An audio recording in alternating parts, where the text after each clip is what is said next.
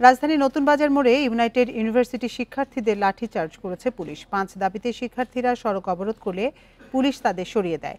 শিক্ষার্থীদের ব্লকেট কর্মসূচিতে ব্যাহত হয় যান চলাচল, দুর্ভোগে পড়ে সাধারণ মানুষ। সমস্যা ক্যাম্পাসের, অথচ সড়ক অবরোধ নতুন বাজারে। ইউআইইউ শিক্ষার্থীদের লাঠিচার্জ করে সরিয়ে দেয় পুলিশ। সকাল 8:30 থেকে বন্ধ হয়ে যায় যান চলাচল। 10:30টায় কঠোর হয় আইন শৃঙ্খলা বাহিনী। এতে আহত হয় বেশ কয়েকজন শিক্ষার্থী। অথরিটি একটু সাইডে গেল, পুলিশ আমাদের উপরে অ্যাটাক। আমরা 4-5টা মেয়ে ছিলাম, আমাদের মেয়েদেরকে ওখানে লাঠিচার্জ করতে করতে ফেলে দিল। পুলিশের উপরে আমরা আক্রমণও করি নাই, পুলিশ আমাদের উপরে আগে আক্রমণ করছে। এতে আমরা তারপরে আক্রমণ করছে আমাদের সারা শরীর, কোনো মতে আমরা মাথাটা বাঁচাইছি। অতর্কিতভাবে আমাদের উপর হামলা শুরু করে দিয়েছে এবং আমাদের এখানে আন্দোলনরত যে শিক্ষার্থীগুলো ছিল এবং বিশেষ করে আমাদের মেয়েদের উপরও পুলিশ লাঠিচার্জ করছে। দীর্ঘ সময় রাস্তা বন্ধ থাকায় ভোগান্তিতে পড়ে সাধারণ মানুষ।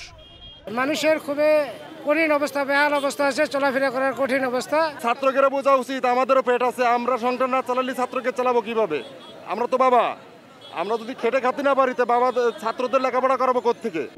সম্প্রতি ইউআইইউ-এর 41 জনকে বহিষ্কারের প্রতিবাদে আন্দোলনে নামে শিক্ষার্থীরা। সমঝোতার চেষ্টা করেও ব্যর্থ হয় বিশ্ববিদ্যালয় কর্তৃপক্ষ। পরে অনির্দিষ্টকাল নতুন বাজার ব্লকেটের ঘোষণা দেয় আন্দোলনকারীরা। আমাদের কর্মসূচি এখানে আমরা আগে ঘোষণা দিয়েছি, এখানে আবারও দিচ্ছি অনির্দিষ্টকালের জন্য আমরা নতুন বাজার ব্লকেট আয়োজন করছি এবং সারা বাংলাদেশ সহ সারা বাংলাদেশের প্রাইভেট ইউনিভার্সিটি সবাই রাস্তায় নেমে আসবে, সারা বাংলাদেশ যারা আছে।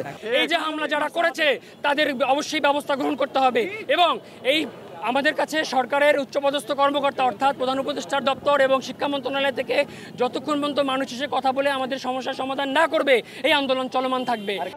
গত এপ্রিলে এক শিক্ষার্থীকে মিড টার্ম পরীক্ষায় অংশ নিতে না দেয়াকে কেন্দ্র করে সংকটের শুরু। Sajjad Hossain, independent news, Dhaka.